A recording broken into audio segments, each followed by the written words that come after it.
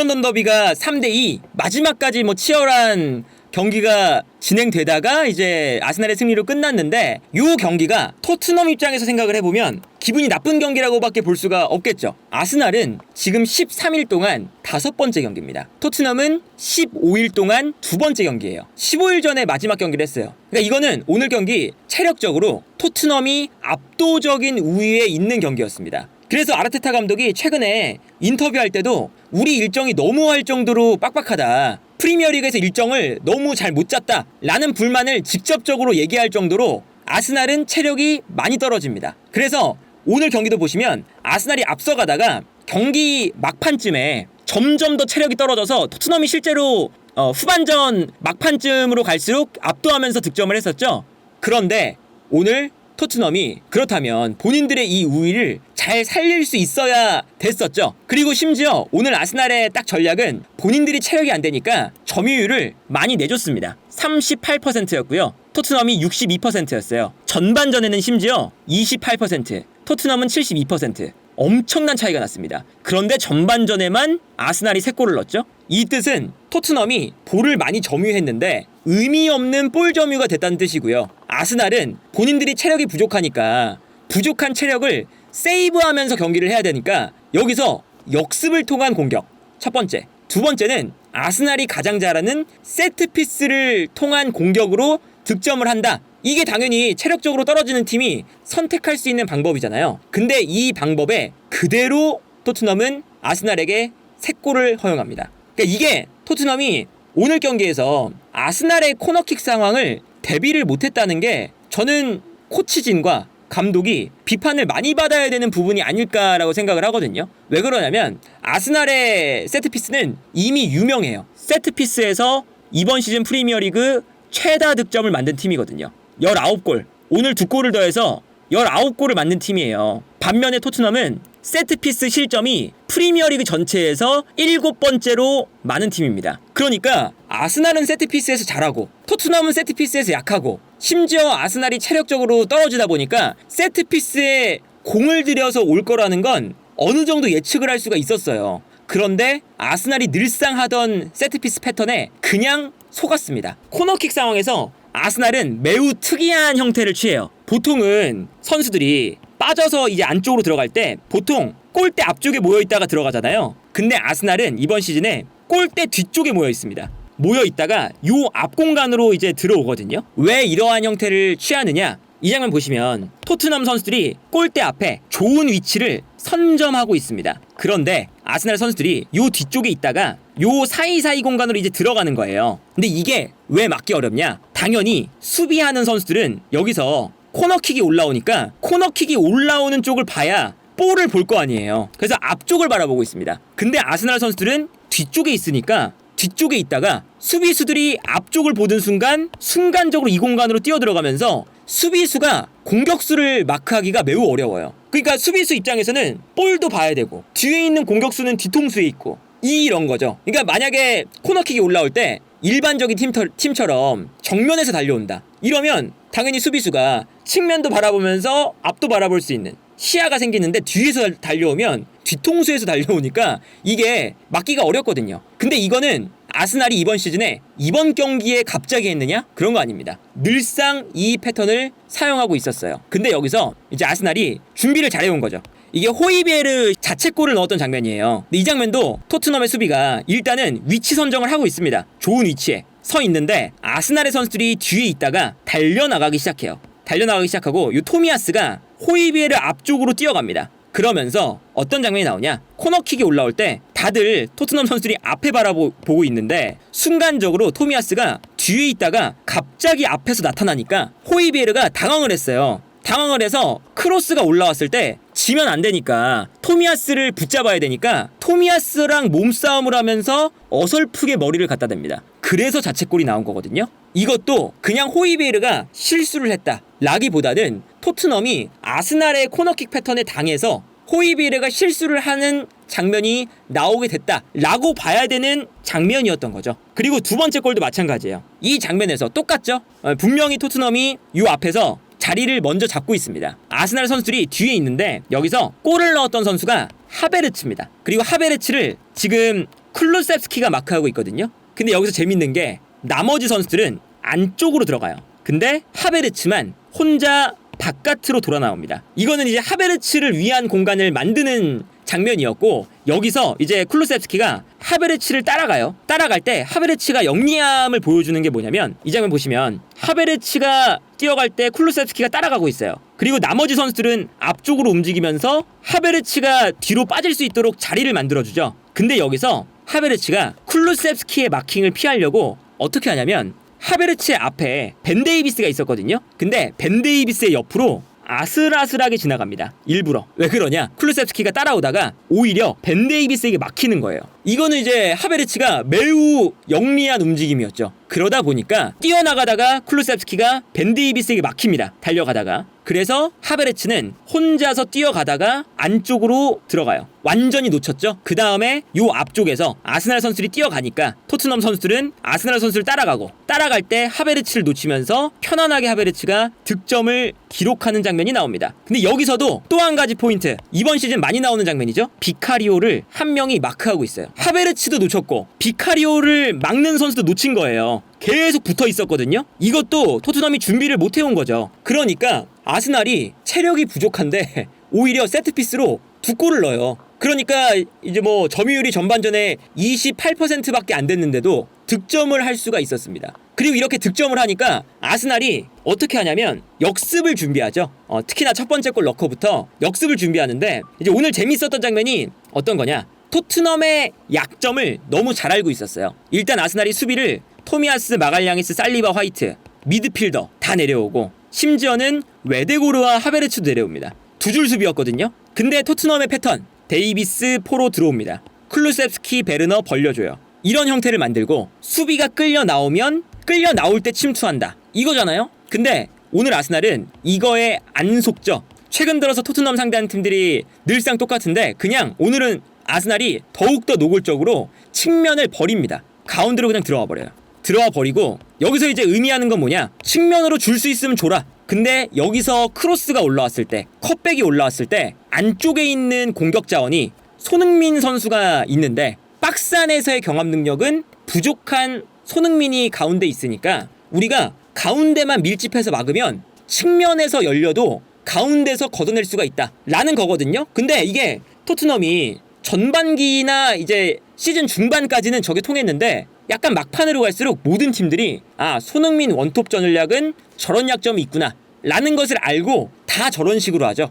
그리고 이제 마지막에는 트로사르가 빠지고 마르티넬리가 들어왔었잖아요. 근데 여기서도 그냥 마지막에는 아예 화이트, 살리바, 마갈량이스, 토미아스, 마르티넬리 5명의 수비수 뒀어요. 그러니까 이거는 좌우 측면도 마크를 하면서 중앙 지역에서도 밀집해 있겠다, 뭐 이런 거잖아요. 근데 여기에 더해서 토트넘이 공격 숫자를 너무 많이 투입합니다. 벤 데이비스, 포로, 벤탄쿠르도 올라가고요. 거의 오늘도 로메로, 반더벤, 호이비에르 3명 정도만 뒤에 남아있고 다 올라가요. 다 올라가 있는데 공격 상황에서는 아스날이 패턴을 읽으니까 턴오버가 나옵니다. 그러니까 이게 제일 위험한 거죠. 공격 숫자를 늘려놨는데 공격이 제대로 안 풀려서 턴오버가 나오면 그 순간 뒤에는 수비 숫자가 없고, 그러면 공간이 넓으니까 이 공간을 모두 다 커버할 수는 없잖아요. 로메로나 반더벤 2명이서. 그래서 역습 패턴도 아스날이 확실하게 준비를 해오는 모습이 나왔었죠.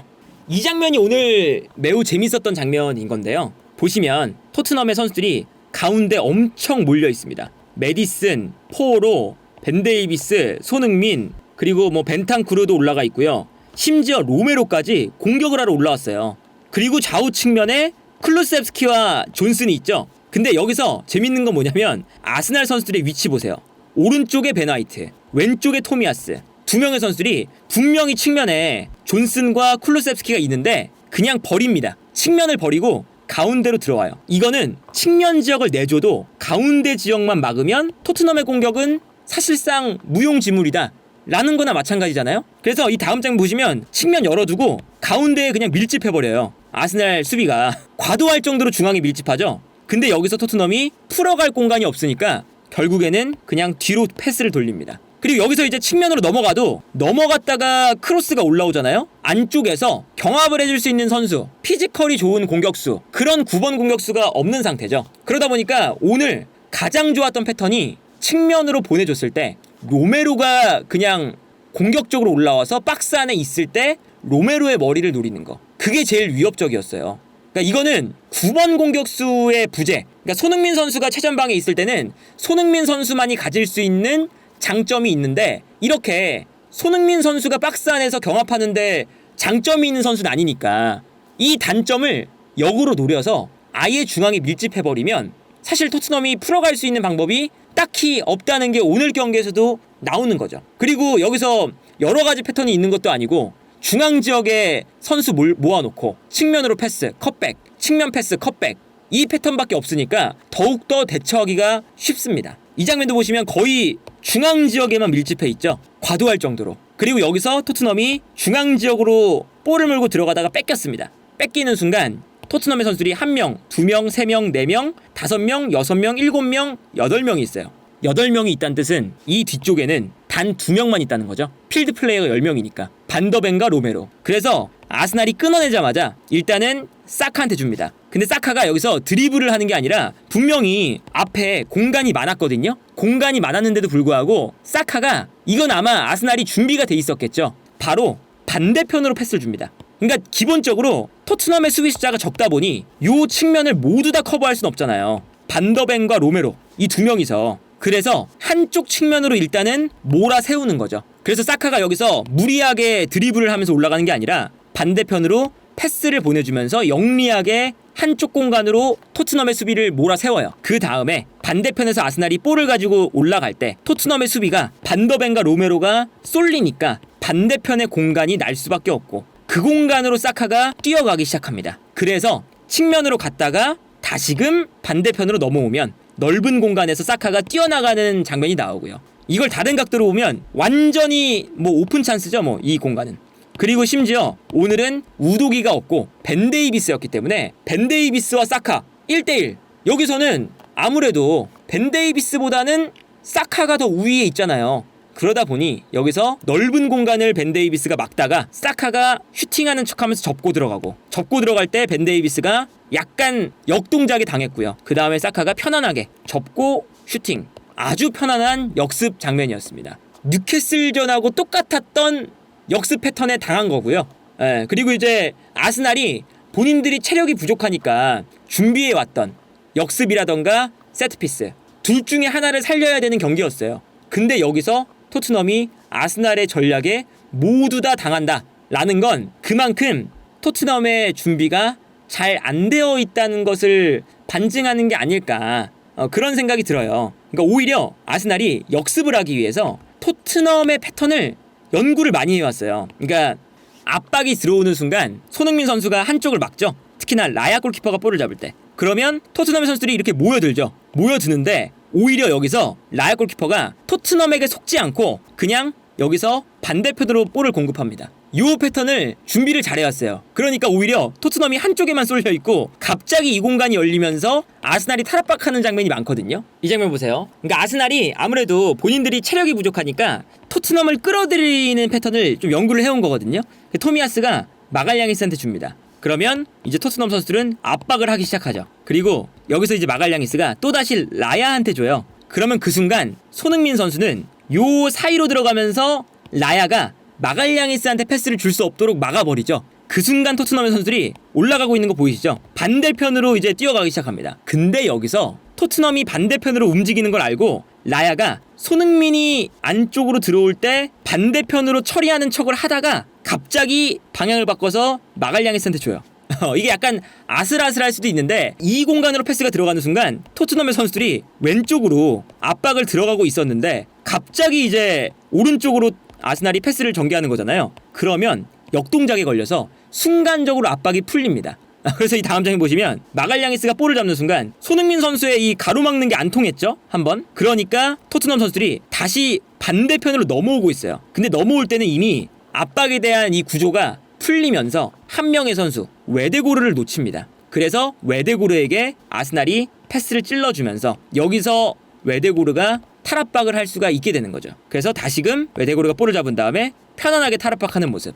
이거를 이제 오늘 경기 보면 아스날이 오히려 토트넘의 패턴을 준비를 잘해온 거예요. 그리고 이거를 근데 토트넘 선수들이 라야의 실수를 유발할 때는 또 이거를 역으로 이용합니다. 이 장면도 보시면 라야가 볼을 잡아요. 볼을 잡으니까 토트넘의 선수들이 달려듭니다. 근데 여기서 달려들 때 이제 이게 어떤 모습이 나왔냐면요. 아무래도 토트넘의 선수들이 히샬리송이 한쪽 측면을 막으면서 이쪽으로 움직이고 있어요. 한쪽 측면으로. 근데 라야 골키퍼가 준비가 돼 있으니까 이쪽으로 주는 척을 하다가 반대로 주는 거였거든요. 원래 플랜은. 그래서 정면에서 보면 라야가 볼을 잡았을 때 마갈량이스가 볼을 받으러 내려오고 이때 토트넘의 선수들이 한쪽 측면으로 달려갑니다. 특히나 로메로가 마갈량이스를 따라가죠. 근데 이거를 이제 오히려 약간 페이크를 주면서 라야가 마갈량이스한테 주는 게 아니라 다가오고 있는 반대편 선수한테 줘요. 근데 이거를 계속하니까 로메로가 읽어서 달려나가다가 로메로가 반대편으로 뛰어요 갑자기. 그래가지고 라야가 패스를 주려다가 멈칫합니다. 이미 읽혀서. 로메로가 갑자기 방향을 바꿨죠. 그러니까 멈칫했는데 이미 볼을 찬 거예요 본인이. 그래서 어설프게 찼죠. 그래서 로메로에게 끊기고요. 여기서 득점이 나왔죠. 타락박할 때 라야가 한쪽으로 주는 척하다가 반대로 주는 거. 이거 아스날 경기 보신 분들은 많이 보셨을 거예요. 그래서 토트넘이 이거를 좀 연구를 더 해왔다면 본인들이 체력이 좋으니까 아스날이 후방에서 볼을 돌릴 때 체력적으로 밀어붙이면서 압박하고 거기서 빼앗아오는 그런 게 됐었을 것 같은데 이 포인트도 잘 살려오지 못했다는 게 좀 아쉽죠. 오늘 경기도 어쨌든 뭐 아스날이 당연히 이번 시즌 전체를 봤을 때 토트넘보다는 실력이 좋은 팀이에요. 그런데 토트넘이 아스날보다 체력적인 우위가 많이 있었으니까 어느 정도 토트넘이 연구를 해왔으면 분명히 이 격차가 많이 줄었을 거거든요. 그런데 토트넘의 연구가 많이 부족한 장면들이 나왔기 때문에 포스테코글루 감독과 그리고 포스테코글루 감독의 코치진들이 많이 비판받을 만한 요소가 있는 오늘 경기가 아니었나 라는 생각이 들고, 심지어 최근에 포스테코글루 감독이 그런 얘기를 했죠. 상대가 잘하는 것에 대한 전술적인 훈련도 전술훈련이지만 내가 생각하는 전술훈련은 우리가 잘하는 거를 하는 거다. 그런데 최근의 경기들을 보면 토트넘이 잘하는 걸 상대팀들이 다 알기 때문에 토트넘도 상대팀이 잘하는 걸 어느 정도 연구를 열심히 해오는 게 좋지 않을까, 그런 생각이 듭니다. 그래서 오늘 경기가 패배로 돌아가면서 이제는 토트넘이 지금 아스톤빌라보다 2경기가 적은데 2경기를 모두 이겨도 승점이 아스톤빌라가 1점 높죠.